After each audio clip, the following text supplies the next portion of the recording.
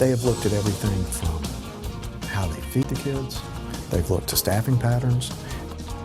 Change is coming to the Department of Children's Services and the troubled Woodland Hills Youth Development Center. The question now, what will work?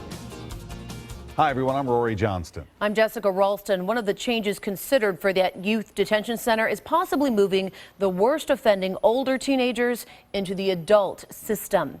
News Channel 5's Todd Walker has this story new here at 10, and we heard from the governor too, Todd. He says change has to happen. That's true, and the commissioner of the DCS has been traveling the country and hosting experts here in Tennessee, talking about what other states do and how they treat their juvenile offenders. That's where this idea of bumping up the older kids came from, among many other possibilities. One outstanding juvenile from Woodland Hills. After a troubled month at Woodland Hills of not one, not two, but 3 different escapes, 2 of them successful, the Department of Children's Services and the whole state agrees it's time for a change. We have a responsibility both to protect the community and to make certain that we're rehabilitating youthful offenders. After the first incident in September, immediately they revisited, said, how could we do things differently? And unfortunately, sadly, that got tested just a few days later.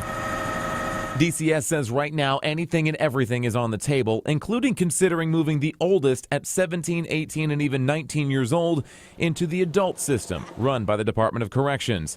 As we've seen over the last month, it is the oldest teens who have caused the most problems. You have to figure out a way to strike that balance between which ones you can help, and a lot of those we don't want to give up on, and who poses the most threat. DCS says a lot of behind-the-scenes changes have already been made. They are looking at everything from hardware to therapy to education programming and doing the best they can. More changes are likely to come because the pictures don't lie. Something has to change. You're always trying to strike that balance. Now, there is no timeline on any sort of major policy change like reassigning older kids to the Department of Corrections.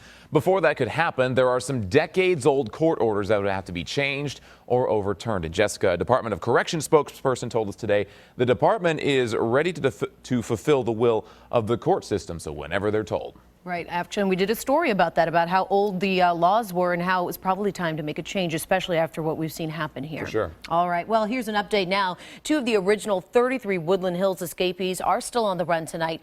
Take a look at their pictures. Cavante Kane and Demario Fisher escaped 1 month ago on September 1st. If you have any information on where these guys might be, you are urged to call Metro Police.